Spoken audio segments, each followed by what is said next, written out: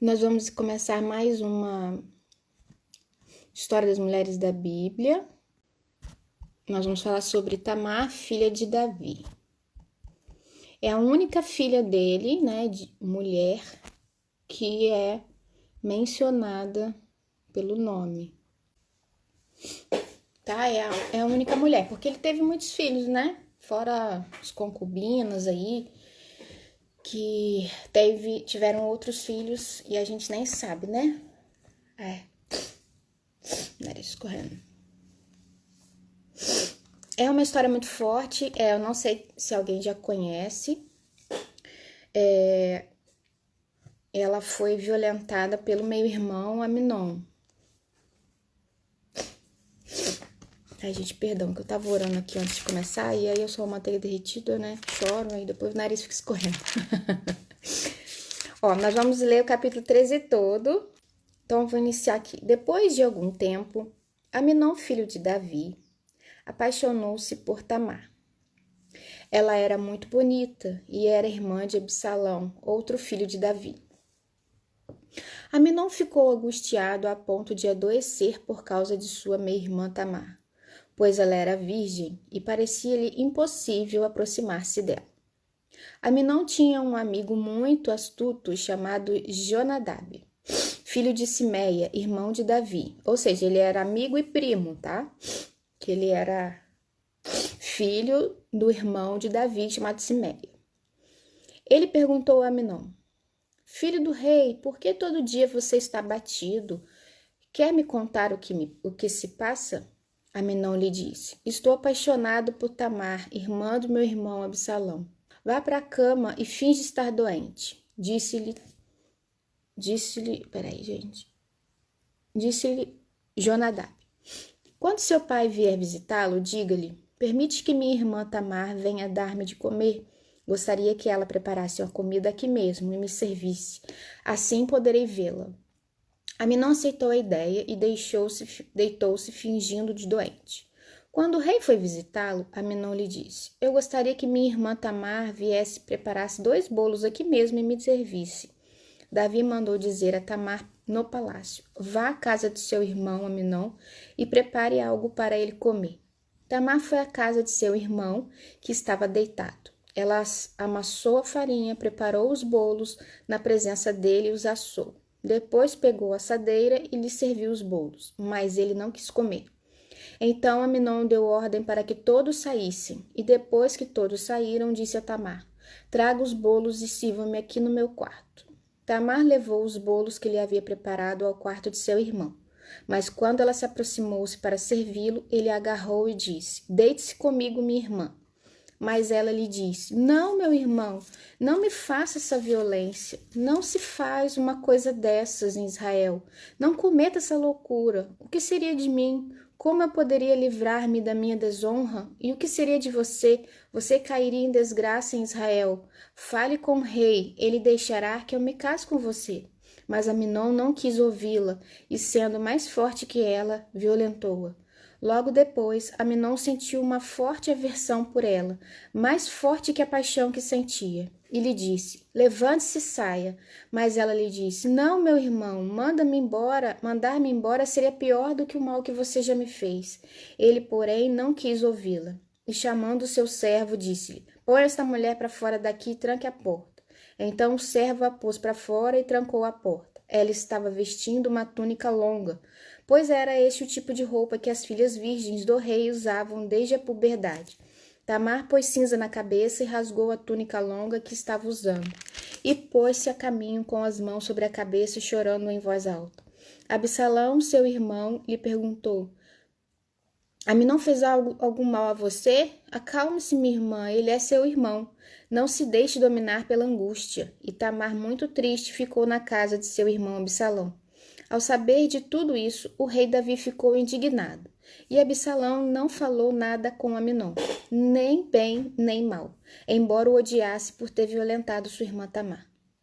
Então, essa aqui é a primeira parte do capítulo 13, onde descreve tudo o que aconteceu, né?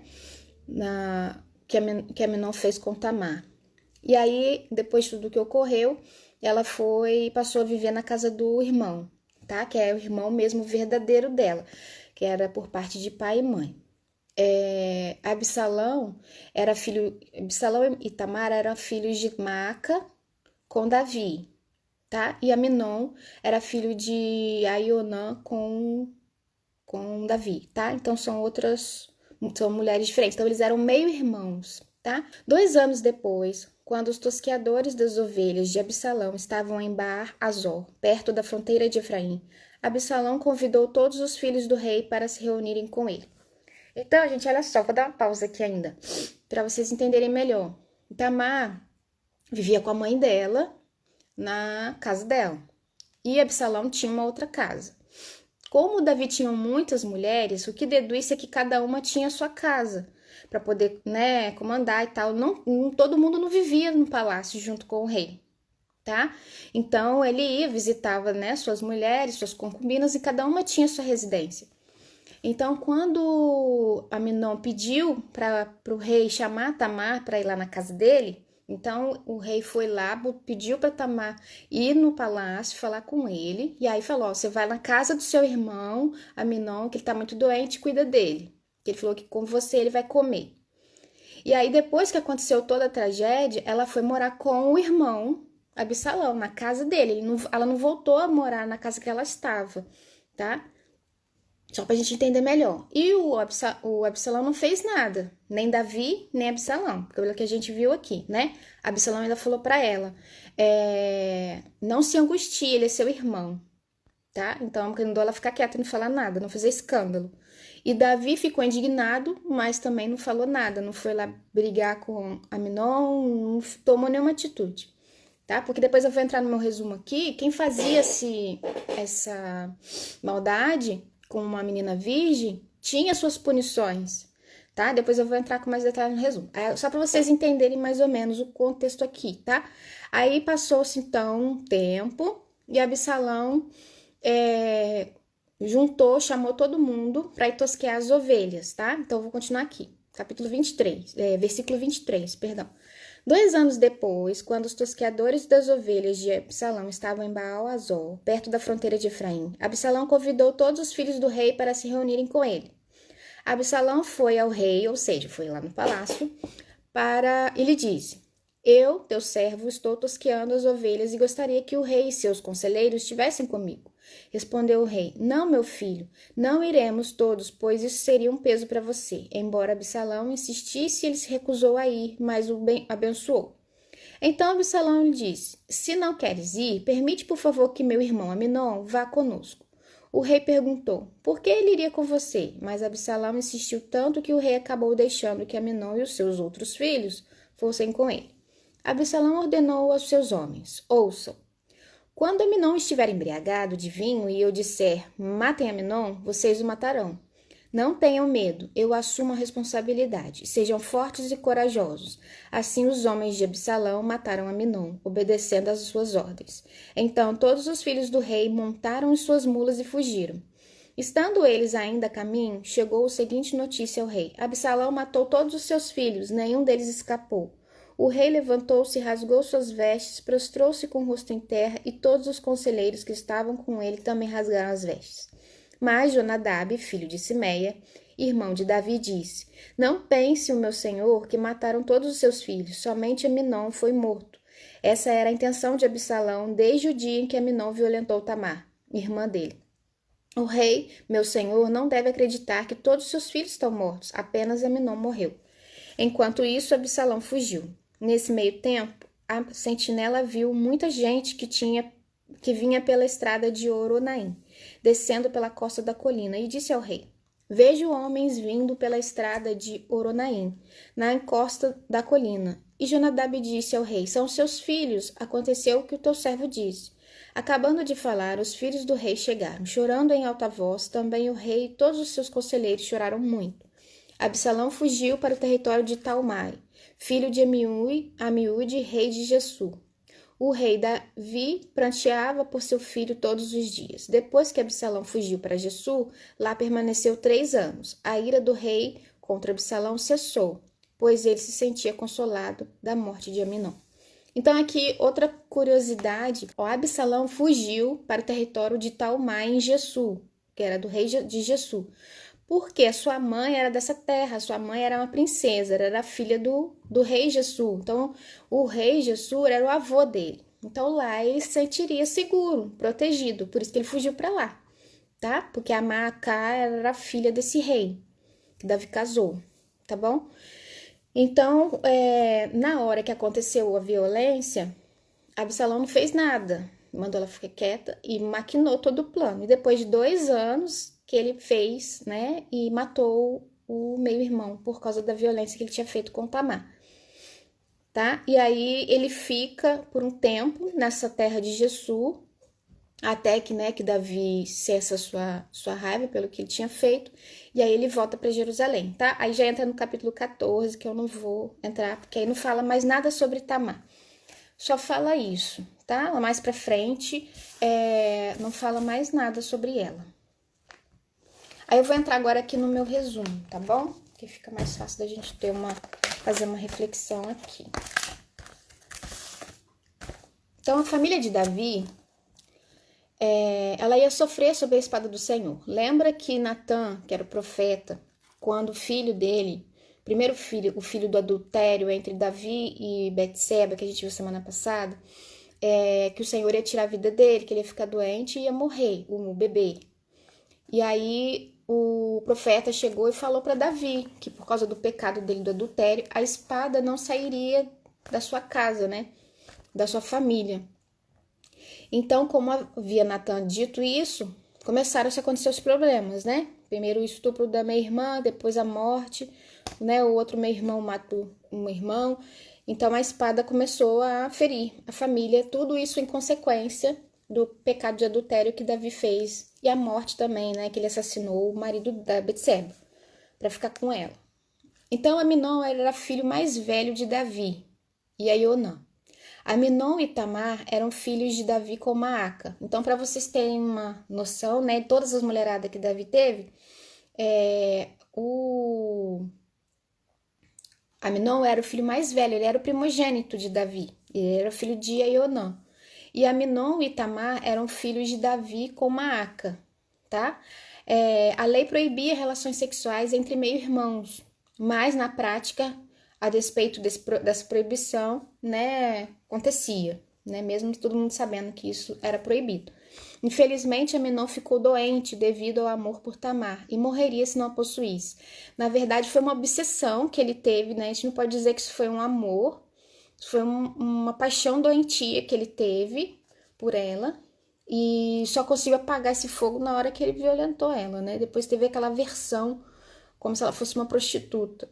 Então, ele não tinha planos de casar com ela, só apenas diminuiu o valor dela, ele simplesmente usou ela. Se tivesse proposto casamento no início, provavelmente isso não seria negado, mas ele só queria o sexo mesmo. Então, até não era proibido casamentos entre meio-irmãos naquela época mais, porque no início, quando ainda existiam poucos habitantes, né, aqui na Terra, na humanidade, casava-se irmão com irmã, porque tinha que constituir, né, aumentar o povo, multiplicar, né? Deus disse, né, para tudo crescer e multiplicar. Então, juntava-se irmão com irmã, primo, e assim ia. Mas aqui já, como já a população, a humanidade já era grande, não tinha mais essa necessidade de meio-irmão casar com meia-irmã. Mas, como eles eram filhos do rei, né, Davi poderia abrir uma brecha e permitir o casamento, se fosse assim. Só que ele não queria casar com ela, ele queria só abusar dela mesmo. Tamar era, sem dúvida, uma moça muito bonita. E essa beleza feminina foi capaz de enlouquecer Aminon. Ele a amou não de maneira honrada, mas para fazer dela não de uma maneira honrada para fazer dela sua esposa, mas de maneira concupiscente. Quis fazer dela uma prostituta, não uma esposa. Uma moça da casa real, ela teria pouca liberdade. As virgens eram vigiadas naquela época. Era com muito cuidado, né? Eles ficavam rodeando, tinham homens para cuidar delas, de tão valiosa e importante que era a castidade para as moças. Então, para elas não se perderem, né, perder a oportunidade de casar, as moças virgens usavam determinadas roupas que indicavam que elas eram virgens e elas eram vigiadas, tinham um tomador de conta, assim, para ninguém abusar delas. Então, as virgens eram vigiadas com muito cuidado, para assim evitar dores de cabeça e desgraças múltiplas. Cada esposa do rei tinha sua própria casa e esposas. Tamar estava protegida na casa de sua mãe, não dando oportunidade para Amnon aproximar-se dela, mas Amnon criou suas próprias oportunidades, enganando o próprio pai. Então, como eu havia dito, cada um tinha sua casa. E na casa que ela morava, tinha os guarda-costas. Então, ele nunca ia conseguir violentar ela na casa dela, né? Ou dentro do palácio, ele não ia conseguir essa oportunidade, somente na casa dele. Então, aquele amigo e primo dele, né? Jonadab, eu acho que falou, que eu li aqui, deu essa ideia para ele de fazer com que ela fosse na casa dele, que aí ela ia ter chance. Então, a primeira pessoa a ser enganada foi o próprio Davi, que permitiu, né, que ela fosse na casa de Amnon. E somente ele tinha autoridade para deixar Amnon se aproximar dela. Então, ele foi esperto, ele foi lá, já que o rei mandou, ela vai poder ir. Então, era a única forma de fazer com que ela fosse até a casa dele. Do contrário, ela não ia poder ir por ela ser virgem, tá? Então, quando Davi, seu pai, pediu que ela ajudasse seu meu irmão mais velho, ela concordou sem murmurar. Mas por causa de um ato horrendo de Amnon, a vida de Tamar passou de uma grande promessa à desolação intensa. Alguém como irmão a transformou em uma mulher que naquela cultura não podia mais casar e destruiu a sua dignidade e a deixou abandonada. Então, a partir daquele momento, ela não podia mais casar. Nenhum homem ia querer uma mulher que não era mais virgem e ainda foi violentada, né? Então, ela acabou, a vida dela acabou. Ela simplesmente não tinha mais. A razão das mulheres naquela época era casar e ter filhos. Então, como ela não podia mais casar, acabou com a vida dela. Ela ia viver sozinha, amargurada e com essa trauma ainda, né? Da violência que ela sofreu. Se o estupro era rigorosamente proibido por Deus, a expulsão de Tamar por parte de Amnon representava um crime ainda maior, porque o fato dele a despedi-la daria a entender aos outros que ela lhe fizera uma proposta indecente. Então, ela ainda levar a culpa do que tinha acontecido. Além disso, ela não havia testemunha, né? Porque ele mandou todo mundo sair. Então, era a palavra dela contra dele, né? Amnon havia ordenado que todos os empregados saíssem. Seu crime destruiu as chances dela de se casar, porque pelo fato de não ser mais virgem, jamais seria dada em casamento. Tamar rasgou suas roupas reais, do mesmo modo que a sua virgindade havia sido rasgada. Toda a esperança estava perdida com a destruição das roupas. Ela entrou em um estado de lamentação moral e social. Ela havia morrido por dentro. Sua lamentação demonstra a intensidade de sua dor e tristeza. Ela tinha perdido sua virgindade, o respeito e qualquer esperança de um bom casamento. Absalão, irmão de Tamar, advertiu Tamar para não fazer grande alarde do acontecimento, porque Amnon, como o filho mais velho do rei, ele era o primogênito, tinha muitos poderes e poderia criar a maior confusão. A morte de Amnon seria efetuada em um momento de descuido. Amnon tinha guarda-costas e sua execução só poderia ser realizada com astúcia, não através de confronto. Então, se Absalão já quisesse ir lá na casa dele, na hora que tinha acontecido aquilo, e já tentar matar ele, ia dar uma maior guerra e acabar ele mesmo morrendo, né? Porque Amnon tinha seus guarda-costas. Então, ele tramou todo esse plano de forma que fosse fácil de matar Amnon. Isso aconteceu só 2 anos depois do estupro de Tamar. Então, Davi não faria nada contra o seu primogênito. E ele não fez mesmo nada, porque era seu primogênito. Então, assim, a ação, Absalão ficou sem ajuda nenhuma, porque se Davi ainda tivesse tomado alguma atitude, Absalão poderia ter o apoio de Davi e os dois, né, se vingarem pelo ocorrido. Mas Davi não fez nada, por ser o primogênito dele, ser o filho homem e ela a filha mulher, como naquela época a mulher não valia nada, mesmo sendo a filha do rei, ele não fez nada, simplesmente. Deixou para lá. A responsabilidade, a vingança ficaria o mesmo com Absalão. O episódio acendeu a ira de Davi, mas isso não resultou em nenhuma ação, justamente como Absalão havia antecipado. Provavelmente Davi se lembrou de seus próprios crimes sexuais e não sentiu autoridade para punir o seu filho. Claro, ele já tinha cometido um erro, né? Quem seria ele para ir lá? Mas era o pai, era obrigação dele, né, ter feito isso. Segundo a legislação, Aminon devia ter sido executado, mas ele tinha a impunidade diplomática por ser filho do rei, né? Então, o certo, como eu tinha dito na hora da leitura, que tinha leis que puniam quem fazia esse ato, né? Que estrupava uma virgem. Então, quem fazia isso era executado, era morto. Mas como ele era o primogênito do rei, ele tinha proteção incondicionada com ele, né? Mas aí Aminon cairia no tempo apropriado e, de fato, a hora chegou 2 anos depois do estupro, que aí Absalão matou ele, né? A sentença de execução já estava escrita na mente de Absalão e que não falhou. Tamar é a única filha de Davi mencionada pelo nome na Bíblia, porque Deus queria que soubéssemos de sua história. Tamar foi profundamente prejudicada por essa experiência que afetou todo o restante de sua vida. Ela acolheu o que não plantou. Pessoas que a amavam falharam com ela. Não sabemos até que ponto ela se recuperou com o passar do tempo. Tamar nos lembra de todas as mulheres que sofrem de abuso sexual. Ainda que a ajuda profissional possa ser necessária, podemos encontrar consolo em sermos amadas pelo Deus que nunca trairá nossa confiança. Jesus Cristo vivenciou traição, tortura e uma terrível morte por amor a nós. Devido a esse amor, podemos sempre confiar nossa vida a Deus, mesmo quando os outros acabam nos sendo indignos de confiança. Podemos confiar nele e que ele punirá os culpados e provará nossa inocência em seu tempo. Somente em Jesus Cristo temos o auxílio e a cura que necessitamos, mesmo em situações dessas de abuso sexual. Então, o que a gente aprende com essa história?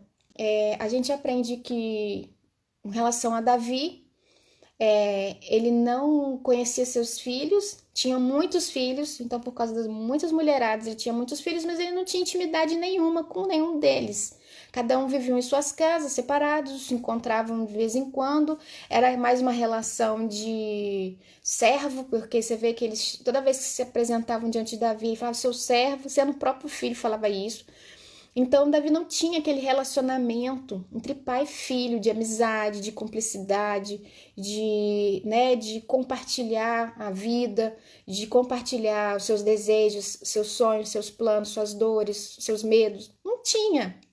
O que tem que ter no relacionamento entre pai e filho, ele não tinha com nenhum dos seus filhos. Só procriava os filhos, mas não tinha aquele relacionamento de amizade entre pai e filho. Então ele não conhecia Aminon, ele não conhecia Absalão, ele não conhecia Tamar. Então ele não pensou que poderia acontecer isso. Porque ele poderia ter visto, meu filho, por que você está doente? Por que você está desse jeito? Por que você só emagrece? Você não come mais? Como o primo dele, que era amigo dele, observou isso, Davi poderia ter observado isso se fosse amigo de Aminon. E aí ele poderia ter se aberto com o pai. Falado, pai, eu tô apaixonado pela minha irmã, o que eu faço agora? Eu tô sentindo um desejo por ela, o que eu faço agora? Não poderia ter se aberto com o Davi? E aí Davi iria aconselhar ele de uma maneira correta? E não igual esse amigo fez, né? Igual o Jonadab fez, que aconselhou de maneira errada. Então aí a gente aprende 2 coisas que a gente tem que ficar esperto para quem é pai, para quem é mãe. Observar os seus filhos, observar como eles andam, se eles estão diferentes, se eles estão tendo atitudes diferentes, se eles estão cabisbaixos, estão tristes, se não estão comendo direito, ou estão muito irritados. Então a gente tem que estar observando. Porque a gente conhece, né? Quem tem um relacionamento pai-filho, mãe-filho, que é unido ali, que tem aquela intimidade do dia a dia, conhece quando seu filho tá diferente, que ele não tá aquela alegria, aquela situação assim, de você ver que a pessoa tá em paz. Quando há alguma coisa errada, logo a gente nota, né? Então foi o que Davi não notou em Aminon. O ponto errado foi ele não ter tido nenhuma atitude de correção, de punição pelo filho. E era filha dele, e ele não deu valor nenhum, mesmo ela sendo filha dele. Ele deu prioridade para o filho, mesmo tendo feito essa coisa terrível, ele ficou indignado, mas ele não fez nada, não tomou nenhuma atitude de punição. Tá certo, ele era filho dele, ele não iria executar como era descrito na lei, mas ele poderia tomar alguma atitude obrigar ele a casar com ela, ou então deixar ele preso por um tempo, alguma coisa ele poderia fazer. Falar assim, você não vai ser rei, você não vai poder ser rei, porque como ele era o primogênito, ele era o primeiro ali, né, para poder ser rei. Só que eles sabiam que o escolhido seria Salomão, escolhido por Deus. Mas se Deus não tivesse escolhido Salomão, o que seria rei depois de Davi seria ele, porque por ele ser primogênito. Então ele poderia causar também uma punição, e ele não fez nada. Então, a gente tem que corrigir nossos filhos, não ficar com peninha dos nossos filhos. Ah, coitadinho, ele ainda não entende as coisas, ele não fez por mal, entendeu? E nisso vai passando a mão na cabeça e vai só crescendo, achando que pode fazer tudo, sem limites. E aí, quando já tá jovem, não tem mais como a gente segurar. E aí faz o que quer e se bobear, tem jovens que agridem os pais. Então, a gente aprende a não seguir o exemplo de Davi com relação aos seus filhos, né? Outro ponto errado, esse primo aconselhou de maneira errada. Então, a gente tem que ficar esperto, nós pais, com quem são os amigos dos nossos filhos. Essa amizade é boa? Procurar saber, quem é fulano? É filho de quem? Fala para vir aqui em casa, sabe? Tentar descobrir quem é que tá ali com os nossos filhos, influenciando os nossos filhos, porque ele pode estar influenciando de maneira errada, né? Desviando do caminho certo que deve andar. Então, como esse Jonadab deu a história todinha na bandeja que ele precisava para fazer essa, né? Violentar sua irmã, minha irmã. Então, outro ponto que a gente, como pai e mãe, tem que ficar esperto. Quem são os amigos dos nossos filhos, né? Tadinha, Tamar foi inocente, teve um coração bom, porque ela obedeceu seu pai. Ela foi lá, poxa, meu irmão tá doente, vou lá tentar, né, ver se ele fica bem. Ela se dispôs toda e ainda passou por tudo isso. Mesmo assim, ela falou, não, se você quiser casar comigo, né, depois de ter sido violentada, ela falou, não me manda embora. Então, a gente só fica com mais pena dela, né, pela situação toda, as duas coisas que ela passou, não só a violência, mas o fato dela ter sido abandonada depois por causa disso. Gente, eu vou encerrar aqui a live. Tô muito feliz, né, que o pessoal tá aprendendo aí. O pouco que eu sei, eu gosto de compartilhar. E eu quero, né, aprender muito mais. Ainda tem muitas mulheres pra gente ver aqui na Bíblia, né, até chegar em Apocalipse. E eu sigo no estudo a ordem dessa Bíblia aqui, tá bom? Então, é daqui que eu tiro os estudos. Não tem nenhum arquivo, PDF, nada não, que eu sigo não. Eu sigo somente essa Bíblia, tá? Eu vou acompanhando a ordem que tá aqui das mulheres e vou fazendo os estudos de cada um. Gente, um ótimo domingo para todas vocês. Fiquem com Deus e até domingo que vem. Tchau!